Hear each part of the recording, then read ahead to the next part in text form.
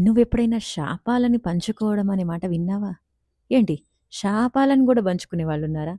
ఆస్తులు పంచుకునే వాళ్ళని జూసాను గానీ, శాపాలను పంచుకునే వాళ్ళ గురించి నాకు తెలీదు. నువ్వు జెప్పు నేను వింటాను. నీకు భూమిపైన ఎడారులు ఎలా వచ్చాయో తెలుసా? అది ఒక శాపం వలన అని తెలుసా? ఏంటి ఎడారులు శాపం వలన వచ్చినాయా? చెట్లల్లో కొంత భాగాన్ని నరికినా, చెట్లను నరికినా మళ్ళీ చిగురిస్తూ ఉంటాయి. అది ఎందుకో తెలుసా? నీటికి శుద్ధి చేసే తత్వం ఎలా వచ్చిందో తెలుసా? నువ్వు ఎంత చెత్త వేసినా, ఎలా వాడినా అవి మళ్ళీ కొంతకాలానికి శుద్ధమవుతూనే ఉంటాయి.